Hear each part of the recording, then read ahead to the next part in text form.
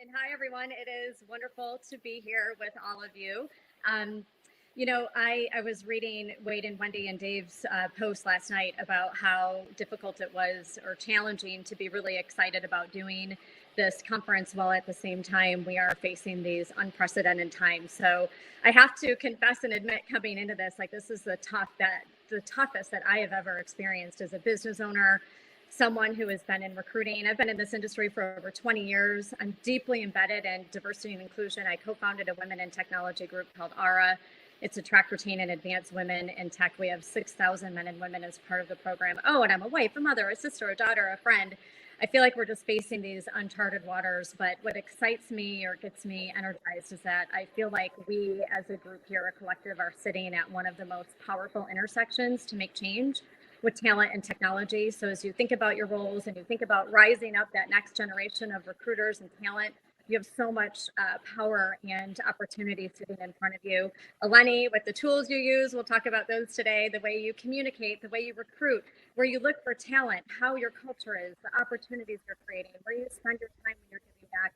I just urge all of us right now and always to have D&I just top of mind for you. And that said, coming into this, when we were preparing for this panel, we can all agree that the coronavirus pandemic has literally stopped us all in the world in its tracks.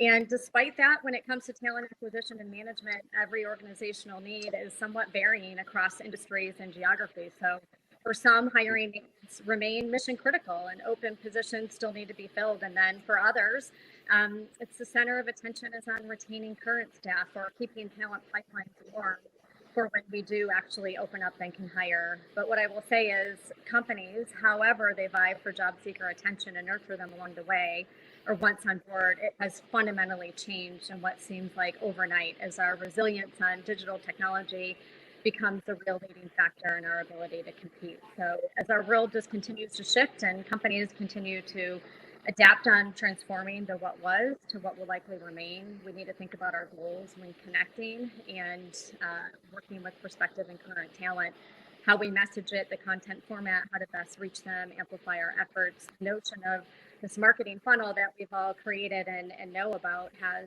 completely changed. It's not new, but it's a different the way that people go through it. So we conduct research. We know employees and candidates and conduct research about your company, what you do, your culture, your value propositions, your benefits. We know that they're going to compare your company to other companies. We know that they're going to have to make a decision on which positions are best. And if convinced, they're going to apply for a position. But what we do know is what is new is the fact that actual engagement funnel, it's way more fluid now. And it resembles somewhat more of a continuous cycle versus this upside down triangle of where the journeys end. And especially because you're all at various stages of your hiring effort. So with that brief introduction, what I'd love to do now is actually welcome our panelists here. We're teeing up this conversation for you, and I'm really excited to have you join me here today. So very first person I'm going to introduce is Eleni Efstratiades, and she is the talent relationship marketing for Siemens. We also have Kim Pope, who's the Chief Operating Officer at Wilson HCG, and Brandon Simmons, the Vice President of Customer Success at Worklama. So Eleni, I'm going to start with you. Tell us a little bit about you. What do you do in your talent relationship marketing role at Siemens? Yeah, thanks for that great introduction. So as you mentioned, I'm part of the talent relationship marketing team at Siemens. And what we do, it's a global function. And what we do is we look at what are our stakeholders, what are their needs, what are their challenges, and then what is the technology that's out there in the space, and how to develop meaningful pilots, which if successful, we can expand. Because our goal in TRM is to drive candidate decisions through digital solutions. Excellent. Thank you, Eleni. Look forward to your perspective today. Kim, how about you? Tell us about a little bit about your background and your role at Wilson HCG. Thanks, Leslie. Thanks, everyone, for joining us. I'm responsible for global operations and innovation at Wilson HCG. We're a global RPO and talent solutions organization based here in lovely, rainy Tampa, Florida today. And I'm really responsible for driving and understanding what the challenges our clients may face and driving the right solutions, whether it is technology and people and what their programs look like. So I'm really excited about the conversation today. So thanks for having me. Excellent. Thank you. And Brandon. Yeah, Brandon Simmons. I'm the VP of Customer Success at Worklama. recently joined WorkLLama after 10 years on the staffing and recruiting side. So started as a staffing assistant, moving up, and then actually developed and looked at technology and all of our digital transformation for Allied Global Services. And then in that process, brought me over, found a passion in the tech side, still interacting with customers and clients, and so joined the team at WorkLLama a couple months ago. So really excited to be part of this panel. Looking forward to learning from everybody here.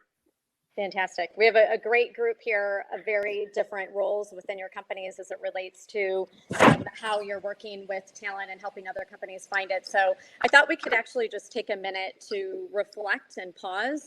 As business leaders, one thing we've really become accustomed to, regardless of the economic environment, is pivoting. Whether we want to or not, we're kind of forced to pivot. So whether it's pivoting in the needs of our candidates or our clients and market conditions, in this case, a global pandemic, we have to adapt to that. So, however, the difference is that the global public health crisis, it puts everything we do on display, and it's at much higher stakes today than it has been in the past. So thinking about that and how you've had to quickly alter your candidate recruitment and engagement plans and create new ones that obviously did not exist just a few months ago. I know Kim, you and I have talked a lot about this over the past several weeks and months, just how quickly you have to get staff rallied up to work from home. And then what do you do about your candidates? So how do you now, I guess, recalibrate, or how have you had to recalibrate your strategy accordingly?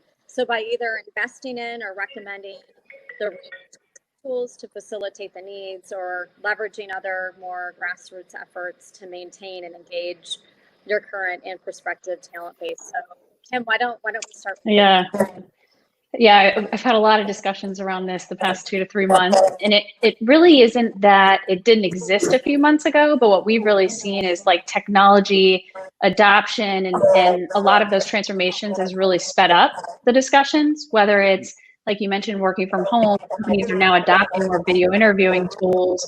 They're also adopting more of the actual tools they have existing today in a better way from a talent community standpoint, recruitment marketing. We even heard some of those earlier. So even for us internally and a lot of our clients, we've seen a huge shift in how do I leverage the tools I have more effectively, but then also scaling up from a pipelining standpoint to really build those right strategies, because most companies may not be hiring right now, or in certain areas they're not hiring, but you don't want to stop the engagement level with the candidates through the process during that time. So maintaining that pipeline and keeping that bench warm and shifting those resources to really focus on more of those proactive type initiatives, as well as leveraging the technologies from a content standpoint, is where we've seen a lot of the discussions and the scale when it comes from a resourcing standpoint.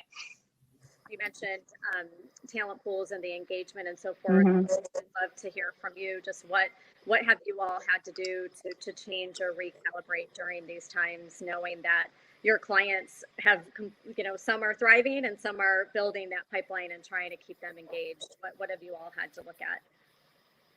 Yeah, I mean, I think for us, right, it's continually having those conversations of evaluating those technology platforms that our clients are using.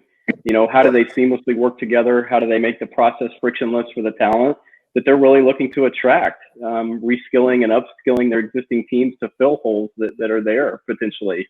Conversations centered around creating a holistic ecosystem experience of value and really building a talent community. In economic downturns, right, the mentality sometimes is to cut costs and really hunker down. And we are really having a lot of conversations with clients around eliminating complexities and streamlining their workflows and investing in their technology to really elevate their company among their competitors going forward, right? We really feel like now is the time to strengthen and grow those relationships by utilizing that technology to create space for more meaningful human interaction, right? Which at the end of the day was what technology should be all about. Right. Eleni, you, speaking of technology and tools, you support the recruiting organization of your company globally. What have you had to do kind of changing in your thought process or just processes in general as it relates to your teams and supporting them? Yeah, I love the messages that have been said by Kim and Brandon around molding the technology that you have to fit the different needs. Of course, we still want to get better and we still want to find more technology, but in a pandemic, in an urgent situation, you don't have 4 to 5 months to look at that technology right now, and you need to address it in the moment. So what we did was we put together a tech talk, and we traditionally have these tech talks once every 2 to 3 months. So we already have a good audience base there. And in that tech talk, we showcased our technology, but we broke it down into different groups. So we said, first look at the group that has been in the interview process. You probably have a more personal relationship with them. Then you have a group of people that maybe just applied to your role. So it's going to be a longer list. And then you have your pipeline group. From there, I'll give you an example of a technology that we did use. You could say, for example, we have a video technology where you create videos very easily that are branded and traditionally created to promote a job. Instead, use that to create a personal message for group 1 that you can send them, and use that same technology for group 2, but create a more general message, and then use our ATS to create personalized emails for that group. So just really molding what you have and being able to be flexible so that you can put it for your different targets. Mm-hmm. Great. Thank you for that. And I agree, the flexibility and the need to be agile right now is certainly critical. And that's the beauty of, if you have the right technology tools and partners where you can definitely make those changes. So Brandon, just to kind of dive in here to take a look at recruiting, and we've all heard of this black hole where a candidate fills out all this information, they hit submit, and then there's nothing. And the reality is, the longer the wait, it can create a negative experience if there isn't a response at all. And we all know right now, more than ever, employment branding is so critical for your company. So the last thing you want is a poor behavior to hurt your brand. So I recently read that 80% of job seekers wouldn't consider future jobs at a company that didn't communicate status during the experience.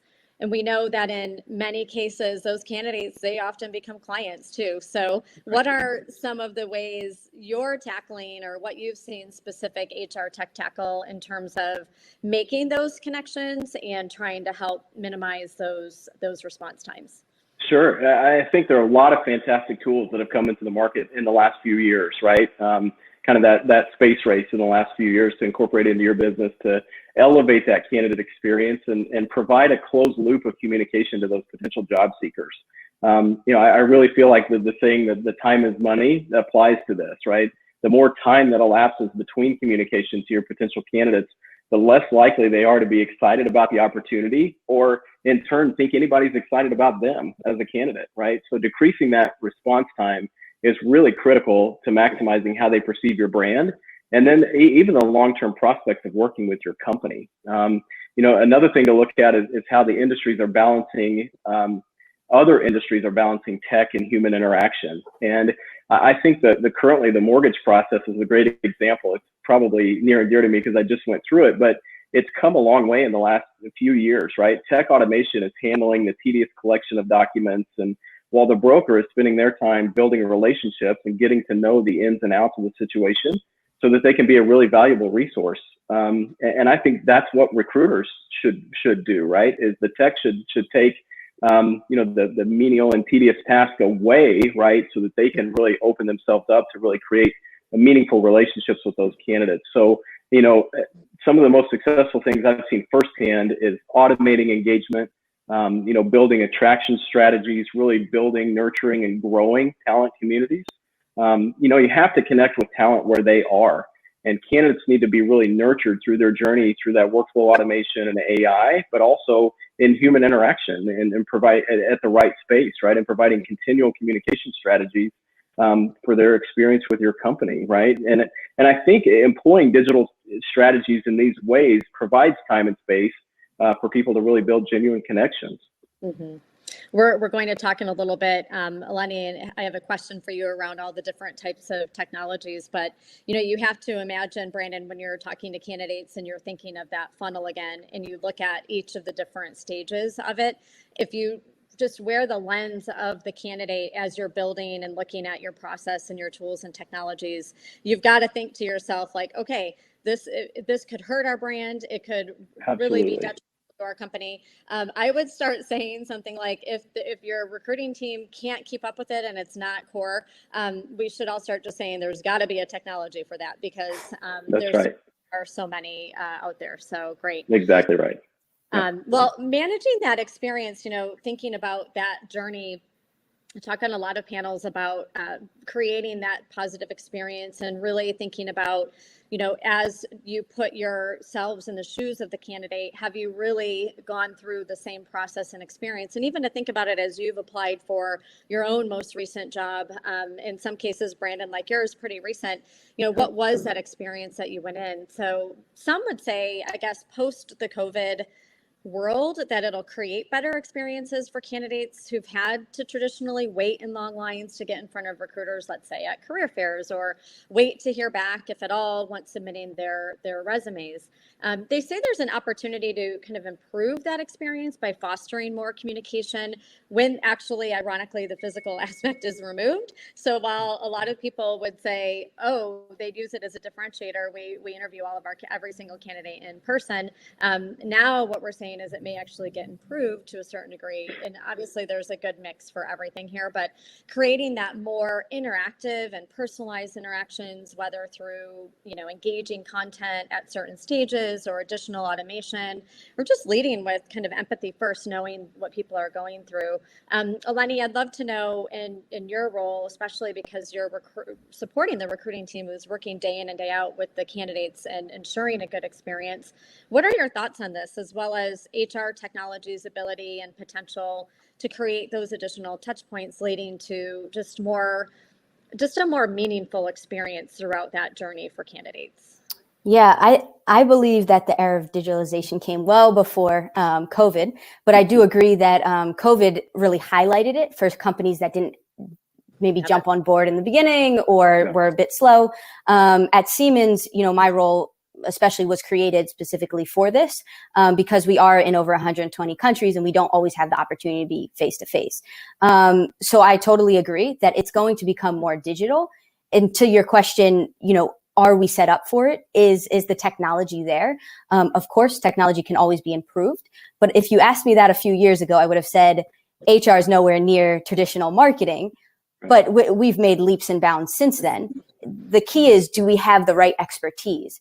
There's the thing called the shiny new tool syndrome, right? So you see one tool and you get excited, then you get to another tool. And you need to avoid that, because there's going to be a ton of great technology out there. You have to get down to the core of what you're trying to achieve and figure out what sort of technology can help you get there. Once you can do that, you'll be able to build those meaningful conversations with candidates. Yeah, that makes sense. I think, one of the immediate needs you mentioned, just a little bit of marketing, a little bit of HR. We're seeing a lot of the groups kind of starting to work more closely together and align more closely together, which is so critical and important. And, one of the immediate needs and support areas we were able to provide our clients was just communication support, crisis communication support amid COVID-19. And this was initially related to the impact of the pandemic and how to communicate it with transparency. But over time, it's evolved really to communicating across the hiring process, where candidates interact with their employer, including career sites and social media and different day-to-day interactions. And that communication, it doesn't have to be a stopping point per se. So now more than ever, the need to keep employees engaged past that initial onboarding time, it's a really important topic, and something that, some companies are going really over the top on what they're doing. And, you question, how much can you sustain that? And again, you don't need to stop it, but what makes that right flow kind of for you as a company and your culture? So Kim, I'm going to ask you this next question. What are some of the lessons that you've learned, or may still be learning, when it comes to communication on the candidate front during a crisis or a time of change, to really maintain that level of engagement? Yeah, I would say still learning, but the biggest thing that's really come out of all of this is, yes, communication has always been key, but the empathy in the communication is the number one thing, whether it's from a leadership perspective and just companies across the board, translating it internally to the candidate experience, it's the exact same. So sharing what those things organizations are doing through this process. It's not been perfect for multiple organizations, being very open about that. really being caring about what this impact has had on employees, and really sharing that, adding those, just those touch points that you're really able to help people through this because we're all in it together, I think is the most critical. And companies that ignore that, especially when they're communicating with candidates, it just really comes out non-authentic. And that's not what people are going to be looking for in their next role, if they are looking right now or in the future. These things are going to be so critical. It's just how much empathy did the organization have through this time for their employees and also just for the world around them. I think it'll be really interesting to see with that empathy play, what happens, after the fact. Like, we as a company, we completely ramped up our engagement, and we have a virtual model, which will transition into the next question here. But we have a headquarter in Chicago, but we do have a virtual model, and even just engaging with our own teams during this time, we've had to be really, just to your point, empathetic about what they're going through and what's happening, but over communicate, because at the end of the day, it's not even the candidate and who, that individual, it's really, in some cases, their families are struggling, their significant other may be out of work, and you need to take into consideration that full picture now, where maybe you didn't as much in the past. And I am anxious to see leaders coming out of this, how they continue to have that empathetic view and voice and continue to communicate. It'll be really important. It'll show a strong leader to keep that going, instead of like, we only act this way during a crisis. We do this all the time. Hey, Jonathan Kesterbaum, saw you on the chat. It's so nice to see Talent Tech Labs. I'm going to bring you up here in a little bit. So Brandon, I want to ask you a quick question here. The ability to work remote, for the most part, was once seen as a luxury or benefit to a job. And now it's a requirement tied to safety. Obviously, now, even having prepped for this a couple of weeks ago, companies are already starting to go back, and some of you listening here today are watching maybe in your offices. But in a recent TechServe Alliance webinar I moderated, Mark Nussbaum, he's the COO of a company called Signature Consultants, he said, it's not going back to work, you're working, you're just not in the building. And interestingly, I think it was just yesterday, at least this week, my days are blending like everyone else's, but Twitter and even Facebook have announced in large parts of their workforce will remain remote for a large degree. Facebook even went as far as saying they may change compensation for you, even if you are in a, depending on what remote location you choose to work in, which I thought was interesting. So going from these, sprawling campuses like the Twitters and the Facebooks of the world, how do you see this shift in the mindset affecting really the employee experience, which then trickles down to recruiting and the candidate experience as well, obviously with brand reputation and so forth? Brandon, I'm going to ask you a question. Yeah, absolutely. I think that employee engagement paradigm has completely shifted, like you said, Leslie, in just the last, people no longer coming into the office every day. And then some myths surrounding that remote work that have been held for decades have been shattered in a matter of just a few months, right? A main one of those that comes to mind for me is decreased employee productivity. If you're not here, right, then you're not working. If employees are cared for first as a person, and then second as a contributing member of the organization, they're going to be significantly more engaged and produce far greater results, right? So I think we've all seen, and like you just mentioned, with Facebook and Twitter as examples, speaking recently about that remote work indefinitely, these policies are attractional tools that are going to motivate and entice employees in a new way of work. I think that all drives back to employee experience, right? What are employees saying they need to be successful? Are you listening to what they're saying? Is it feasible for your company to change potentially long-held policies to allow some more freedom while potentially elevating performance, right?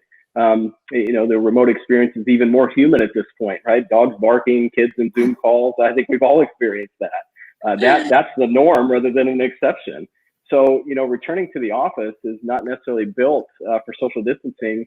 It's changing. So actually, to your point, I actually recently saw an article with Mark Benoff, the CEO of Salesforce, speaking about the new world in which they find themselves engaging employees, right, in regards to daily mental health check-ins, changing office layouts, and creating systems to ride the elevator, ticketing systems to ride the elevator.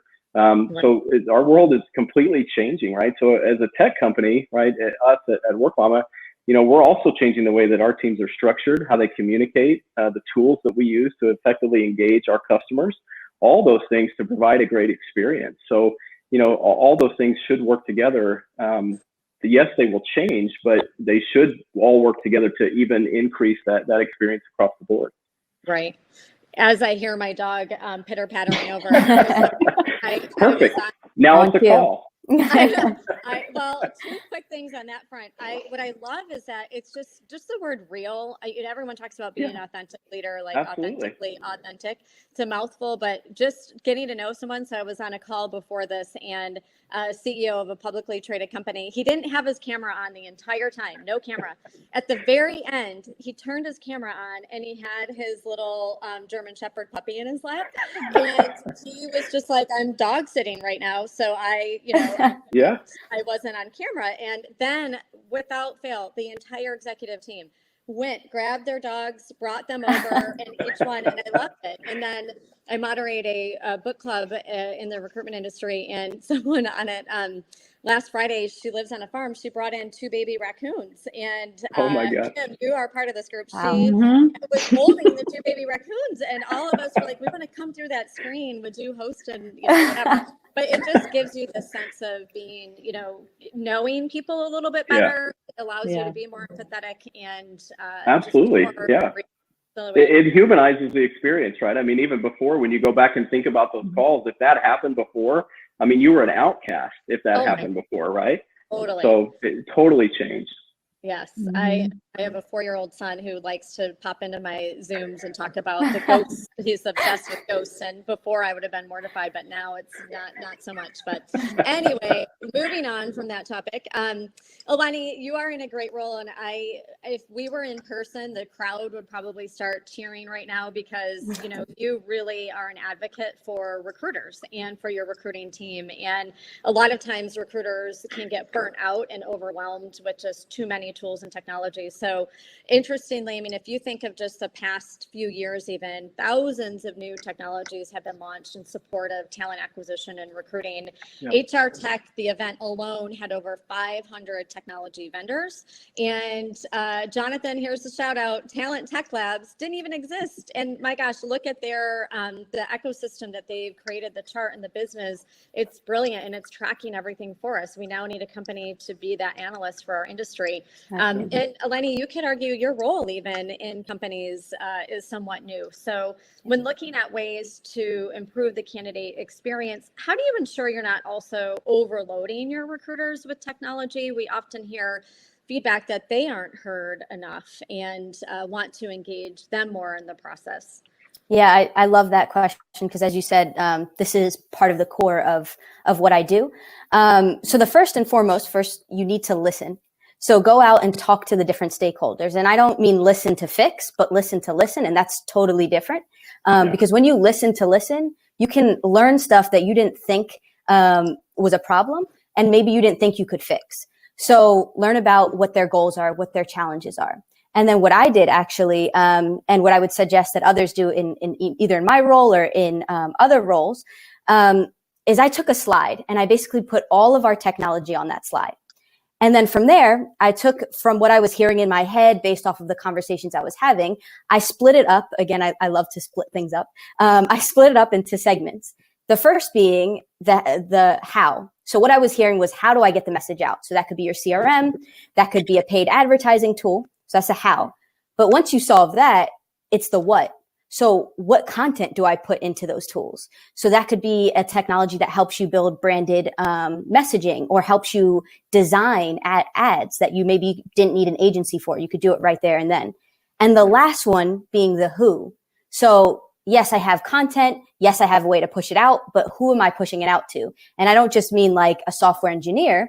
I mean, like, what type of content do they like? Do they like long form? Do they like video? Where do they spend their time? What social platforms are they on? So being able to look at it holistically allows me to support not only reaching the right talent and giving them a great candidate experience, but also ensuring that I'm helping the stakeholders and recruiters in addition to all of that. Right. Thank you. And just focusing on you, one word, just listen, ask the questions, listen. You've got, you're there to support them, and it all leads to making sure that the experience is what we want it to do. So real quick comment. First of all, make sure you put your questions in. We've got 8 minutes left. Paul Dodd, thank you so much for your comment. Really interesting conversation. It's a huge balance of the candidate experience, that moment in time that supports the transition from applicant status to candidate and engagement. And you are absolutely right. So I will just say, and Paul, again, excellent point, Eleni, fundamental competency. Listen, this is so true. Listen, understand, respond. It's not about the final action as much as demonstrating quality thought process. So thank you for those comments. Kim, before we close out and ask our panelists a final question, I'm going to ask you real quickly. There's this focus on engagement. A real focus on it is needed. And an article by Josh Burson had the following headline: COVID-19 may be the best thing to ever happen to employee engagement. In it, research is cited showing that companies are treating employees better than ever, with engagement scores trending up. When people feel safe, supported, and emotionally secure, they're more productive and loyal. So what are some of the tips and tricks from your leadership team, would you say? That's so critical. It starts with communication, like we mentioned earlier, just over communicating. We've done things where we do weekly town halls internally. We've also got Q&A sessions that are hosted weekly by different leaders, just to jump on and be able to talk through situations. Everybody's facing things in a different way, wherever they're based or what role they're in. So the communication is the biggest thing. The other is also organizations that are really thinking about upskilling talent, and the investment that they make in their employees right now during this time is so critical, not being short-sighted and thinking long-term. So we actually created something called Project Next, which is really encouraging our employees to kind of dive in, take risks. And we've created some special projects that maybe we didn't have time to do when we were a little bit busier. And during those times, it's given us time to reflect on what is that kind of next project next for Wilson, and everybody's had an input in what those projects are. They've been things like developing out some more training, L&D development internally. We've been working on a lot of healthcare pro bono work as well, because that industry has been hit so hard with attraction and recruiting. We've also then, really pulling together different kind of thought leadership initiatives and roundtables with TA leaders to really share those insights in the market, because there are no benchmarks on what's going on today, and everybody's learning from each other. So it's just making sure that companies are over communicating and really reinvesting right now into their workforce is so critical.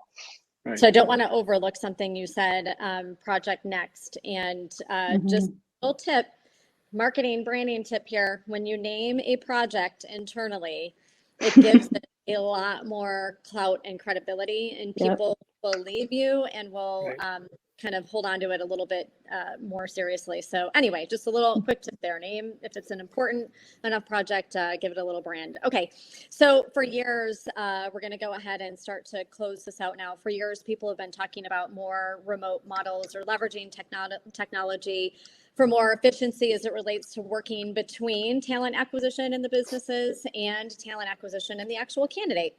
But it literally took a pandemic to shake all things talent and technology up. So my questions first for you, Kim and Eleni, kind of coming out of this, what is your ask of HR tech companies as they think about what's next for supporting your business? So Eleni, let's start with you. Yeah, so of course, automation, of course, candidate experience, but where I see the gap is the analytics behind it. So a lot of times I will talk with tech companies and they'll pitch analytics, but I get into it and it doesn't really have what I need, or that I'm missing analytics to understand what I need. So I think that is the key. But when we talk about analytics, we have to also think about all of the restrictions we'll have. So as we try to get more digitalized, as we try to get more personalized, there comes a point where we need to be more invasive. And people don't want to have that happen, but they also want a personalized experience. So my ask would be, how do we find the balance? Respect, but also being able to give a personalized experience. Excellent. Thank you. Those are good. Great answer. Yes. Kim, what do you have to add? For me, it's don't stop investing and don't stop innovating right now. I know that a lot of people are kind of at a standstill, but it is so critical for HR technologies not to stop because, we mentioned at the beginning of the conversation, the digital transformation has now just been accelerated. And so what worries me or keeps me up at night is the technology keeping up with that. And so I think that's where if they just continue to have that long-term mindset of investment and innovation through this, we'll really be able to continue to leverage and implement the right tools to adapt, with the changing landscape that we need to keep up with in order for us to get people back to work and get people back hiring again. Brandon, you heard this first. You're coming at us from the HR tech, so you've got some messages here to bring back home. So, but absolutely. Brandon, I'm going to let you now answer that question. What is your ask of heads of talent acquisition and those who support talent acquisition to think about when considering tech as part of their process?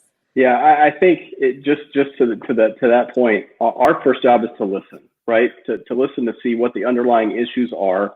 And how we can best address those, or if we can't, right, what that conversation becomes, and really being a true partner in that. So, our ask of talent acquisition and HR professionals is to evaluate their current state and really begin to take a holistic approach to how they build and nurture and grow their talent communities by incorporating and expanding the use of seamless automation technology, really taking a look at what that could look like, right? For specific use cases. It doesn't apply in every situation, but for specific use cases, I think there's some massive potential there. Executing a frictionless end-to-end communication strategy is vitally important, Leslie, like you mentioned, internal and then to your external candidates and your stakeholders as well. All of those things are extremely important. So at the end of the day, we want to simply and effectively connect customers and their talent, right? That concept is extremely simple. The execution and the complexity of that is what makes that difficult, right? So there are many strategies that exist and many tools that those pieces do effectively separately. But our questions center around, are you maximizing your efficiencies and costs by engaging with a platform that can effectively combine all those strategies to help you really drive that full life cycle of recruitment? Awesome. You all, it's as if we perfected this practice because it is literally, we are right on time. Brandon, Eleni, and Kim, thank you so much for joining me on this virtual stage today. And Wade and Wendy, thank you for hosting this conference today. It's been fantastic all day. Can't wait to see what you have up next. So thank you. Thank Thanks you for so having much. me. Guys.